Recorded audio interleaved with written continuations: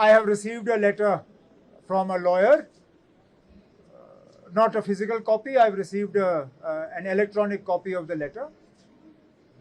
One, I consider this a great honor because I am the only politician in Jammu and Kashmir who has been bestowed with a love letter like this from the BJP.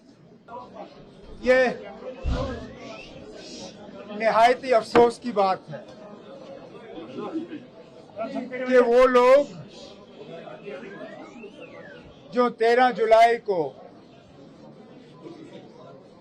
अंग्रेजों के राज के खिलाफ, शख्सी राज के खिलाफ और जमहूरियत के लिए अपनी कीमती जानें कुर्बान कर गए, आज उनकी शहादत को सलाम करने की हमें इजाजत नहीं दी जा रही है। काश ये जो फैसला लिया गया शहीद मज़ार को बंद करने का, ये फैसला लेने वाले अगर 2 मिनट जम्मू कश्मीर की हिस्ट्री पढ़ते तो वो समझ जाते कि इस फैसले से उन्होंने तमाम उन लोग जिन्होंने आज़ादी से पहले अंग्रेज़ों के खिलाफ लड़ते हुए अपनी जानों को कुर्बान किया, उन सबों की कुर्बानियां आज नजरअंदाज की गईं। कश्मीर उस वक्त जो प्रिंसली स्टेट था वो एक ब्रिटिश पैरामाउंसी थी।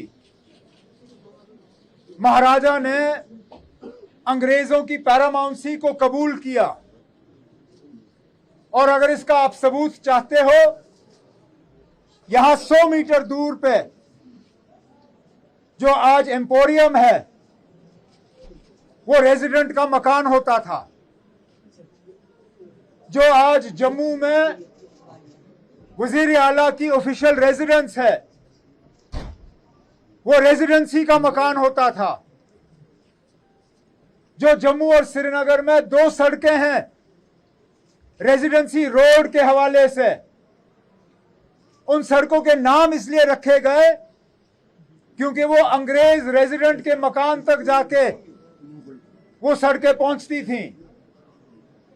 तो ये लड़ाई जिसको सिर्फ मजहब के तराजू में तोला जा रहा है, इन शहीदों की शहादत को सिर्फ इसलिए नजरअंदाज किया जा रहा है क्योंकि वो मुसलमान थे और यहां का महाराजा मुसलमान नहीं था। लेकिन ये लड़ाई मजहब की नहीं थी, ये लड़ाई असूलों की लड़ाई थी, ये लड़ाई जमहूरियत की लड़ाई थी और सबसे ज्यादा ये लड़ाई अंग्रेजों के खिलाफ आजादी की लड़ाई थी। लेकिन आज हमें कहा जा रहा है कि अंग्रेजों के खिलाफ लड़ाई करना और मुल्क की आजादी में एक रोल अदा करना वो गलत था। हम इस चीज को कबूल नहीं करते, ना कभी कबूल किया है, ना आगे कभी करेंगे। जिन लोगों ने आज हमें मज़ार शोहदा पे जाने की इजाजत नहीं दी वो चंद दिन के मेहमान हैं, आज हैं कल नहीं होंगे। लेकिन ये शहीदों की कब्रें ये यहां पे थी, यहां पे हैं और यहां पे रहेंगे। आज नहीं तो कल हम दोबारा वहां पे जाएंगे, वहां पे फूल डालेंगे और उन शहीदों के लिए जो है फातिहा पढ़ेंगे।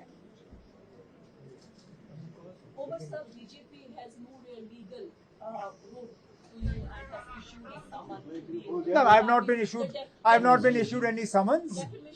I have received a letter from a lawyer, not a physical copy. I have received an electronic copy of the letter.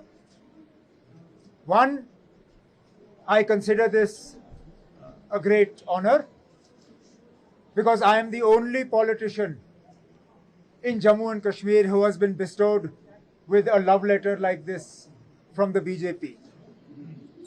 I consider it a mark of respect that I am obviously a political force that they cannot ignore. At the same time, I think it's also symbolic of the way the BJP fights. प्रभात खबर.com, विश्वास वही, रफ्तार नहीं।